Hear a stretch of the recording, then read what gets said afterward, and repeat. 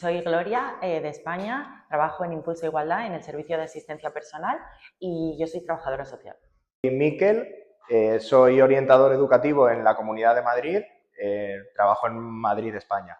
Yo soy José, soy español, trabajo en Madrid, tengo dos trabajos, uno con adultos y parejas y otro con una fundación llamada DECO, con niños con autismo.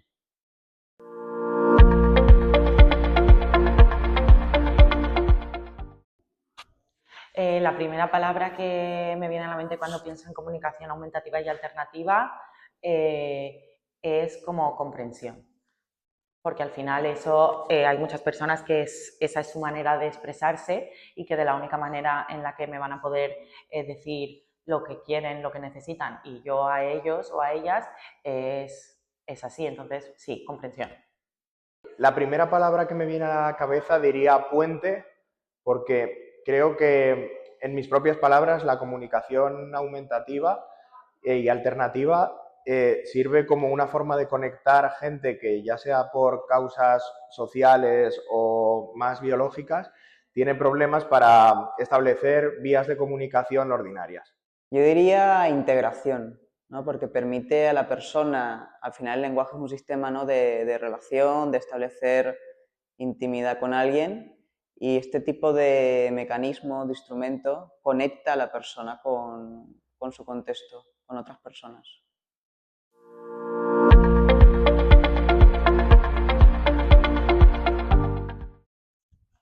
Yo conocí la comunicación alternativa y aumentativa cuando empecé a trabajar en una asociación después de hacer la carrera de prácticas y ahí es donde es la primera vez que me contaron lo que era la comunicación alternativa y aumentativa y cómo la usaban y cómo la aplicaban y de ahí empecé un poco como a entender todo esto y lo complicado que es en realidad cuando lo quieres llevar a la práctica. Y a día de hoy yo no la uso en mi día a día porque yo no estoy en un puesto de atención directa, pero todas las asistentes personales que tenemos en el servicio lo usan cuando es necesario y sí que muchas veces cuando ellas tienen alguna cosa, dicen es que no sé cómo hacer esto con pictos o con lenguaje sencillo, pues sí que nos lo ponemos en común, conmigo, con otras compañeras del servicio. Entonces, no lo uso en mi día a día, pero sí que lo tengo presente. Pues conocí la comunicación aumentativa y alternativa en el máster de formación de orientación y el año pasado estuve trabajando como orientador en un centro preferente de atención a alumnado con trastorno de espectro autista y sí había un caso de un alumno no verbal en el que funcionaban las profesoras del aula TEA prácticamente solo con comunicación aumentativa. La conocí en el máster de Psicología General Sanitaria y actualmente la utilizo. En mi caso, yo trabajo con niños verbales, con lo cual se emplea más bien para que ellos expresen ciertas emociones, ciertas necesidades, son también situaciones sociales. Usamos pictos, pero también imágenes un poquito más complejas para que ellos sepan ciertos límites personales, detectar si se están sintiendo incómodos o están generando incomodidad, cómo expresar cariño sin que la otra persona pueda sentirse invadida, cosas así.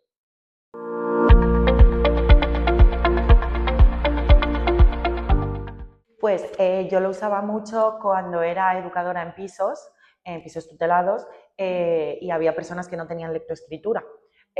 Ahí lo usábamos mucho en casi todos los momentos del día prácticamente, para los desplazamientos, para que se bajasen en la parada de metro correcta o en la parada de autobús correcta, para que fuesen de la parada de metro al destino por las calles también lo usábamos, para la comida, para preparar una comida y usábamos diferentes herramientas, por ejemplo, para un trayecto usábamos capturas de Google Maps de la calle para que tú puedas comparar la calle tal cual y no te pierdas.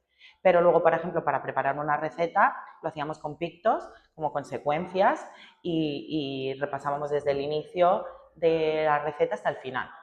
Y no solo no solo las recetas, sino que a veces cuando tú cocinas, pues tienes luego que limpiar o fregar o antes tienes que ir a comprar el ingrediente que te falta. Entonces, pues todas esas secuencias sí que las hacíamos con pictogramas. Pues el año pasado, al ser yo el jefe del departamento de orientación y el aula TEA depender de mi departamento, sí que estuve colaborando con las dos profesoras del aula TEA, elaborando junto con este alumno no verbal los pictos para identificar el aula TEA, el departamento de orientación, el gimnasio, el despacho del director, y ahí fue donde descubrí Arasac y me interesé más por la comunicación aumentativa.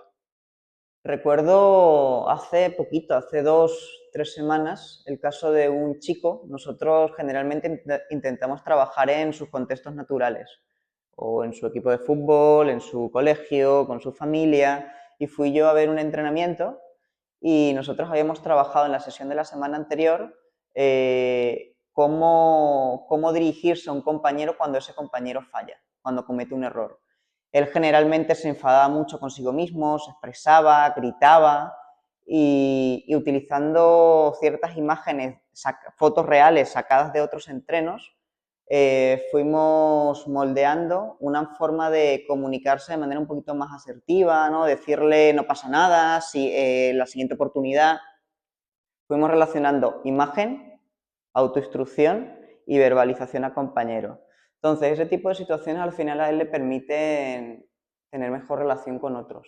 Es decir, si cuando él falla yo me frustro, me meto en mí mismo o le grito una palabra ofensiva, pues eso le separa del resto, ¿no? Si él es capaz, por medio de un entrenamiento previo, de poder relacionar situación, en este caso picto, imagen, con comportamiento, verbalización, tanto hacia él mismo como hacia el otro, pues en ese momento se notó algo mucho más fluido, mucho más participativo en ese momento, y estoy seguro que a largo plazo esto le ayudará a mejorar la relación con otros compis del equipo.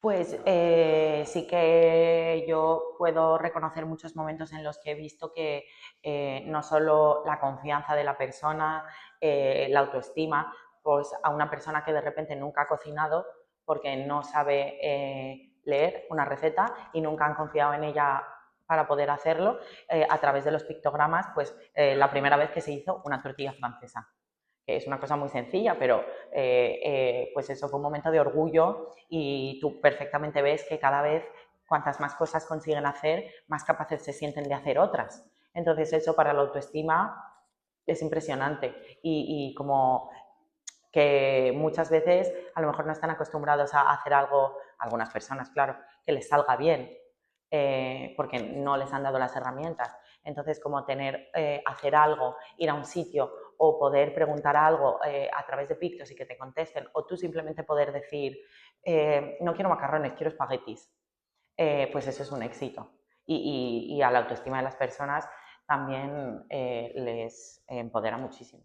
Pues yo no estaba en contacto directo con este alumno no verbal, pero sí me contaron las profesoras que hubo mucha diferencia desde septiembre, en principio de curso, cuando el chico llegó en el colegio, acaba de llegar de educación primaria y en primaria no utilizaban la comunicación aumentativa.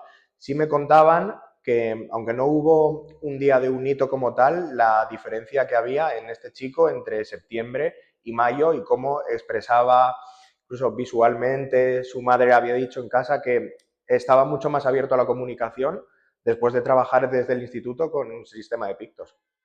A ver, en este caso, ¿no? Después de este momento, yo lo noté mucho más tranquilo a él mismo. O sea, al final es una salida a esa frustración o ese enfado con respecto a un fallo, un error propio, ajeno, mucho más amable, ¿no? Entonces, los niños con autismo siguen, aunque con ciertas dificultades, también reconocen algunas señales del contexto. Si yo reacciono de manera agresiva conmigo mismo o con otros, el contexto se vuelve mucho más tenso. y aunque tienen dificultades para reconocerlo, esa energía, se nota. Entonces, con contextos mucho más, con respuestas mucho más adaptadas, con respuestas mucho más amables, el contexto baja, se adecúa.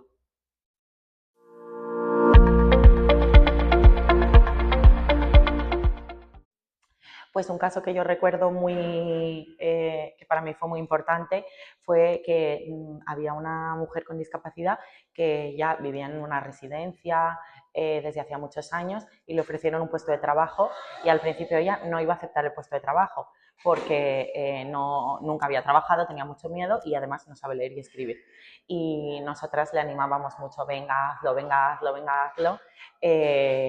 Y al final, pues con ayuda de los pictogramas, el horario y de todo, consiguió el trabajo, ya llevaba varios años trabajando, se fue de la residencia, se alquiló un piso y ahora vive sola. Sí, y entonces para mí eso como profesional tú te sientes súper bien, porque a lo mejor ella hubiese dejado que sus miedos, evidentemente, porque si nunca lo has hecho y has vivido como no pensando que tú eres capaz de trabajar y con muchas limitaciones de cómo voy a trabajar si no sé leer, no sé escribir y todo en el mundo está escrito, pero al final, no solo yo, con mis compañeras también, y ella sobre todo, que se dio el paso y cambió su vida y es muy feliz y a mí me hace sentir súper bien. Yo compartí la emoción de las profesoras, porque como he dicho, yo estaba encerrado en mi despacho, pero ellas eran las que trataban con el chico en el aula TEA, sí como me decían que este chico había pasado de no expresar nada, no mantener contacto visual, no emitir ni siquiera ningún sonido, a ya buscarlas, saludarlas a su manera cuando entraban en el aula, y que era muy reconfortante y muy satisfactorio ver cómo este chico se había abierto tanto en cuestión de meses, poco más de medio año. Entonces, aunque no lo viví efusivamente en ese momento, sí que pensé, esto que estamos haciendo merece la pena y realmente cambia vidas. Vea, aquí yo voy a hablar de una experiencia de hace más tiempo, de hace 2, 3 años. Este era un chico que tenía ecolalias, ¿vale? Pero con muchas dificultades para expresarse a sí mismo. Entonces, le costaba a profes, a sus padres, saber cuándo estaba enfadado, cuándo estaba triste, cuándo estaba alegre, cuándo estaba cansado, porque la expresión facial y la ecolalia no era muy específica. Entonces empezamos a usar pictos muy sencillos, tipo emoticonos, tipo también entrenamiento conmigo mismo, ¿no? Moldeamiento, ¿no? Y yo me acuerdo después de unos meses, ¿no? Que el chico era capaz de referirse, señalar ciertos pictos para expresar ciertos estados de ánimo. Y yo me acuerdo una vez que vino su madre a sesión, ¿vale? Y ella me dijo que era la primera vez, ¿no? En el que ella podía sentirse tan cerca de su hijo porque realmente le estaba entendiendo. O sea, sabía que la felicidad estaba relacionada con una determinada acción, una determinada situación, la tristeza con otra. O sea, es lo que dijimos antes, ¿no? Esto es una manera de acercar al chico al mundo, ¿no? Si tienes dificultades para expresarte, y sobre todo cuando estamos hablando de estados emocionales, ¿no? Que es algo como muy íntimo, muy personal, es difícil, ¿no? Conectar con otros, ¿no? Entonces ver a una madre, ¿no? Después de 8 años, ¿no? Te entiendo, te comprendo, sé lo que está pasando, sé por lo que estás pasando, para mí fue un momento muy bonito.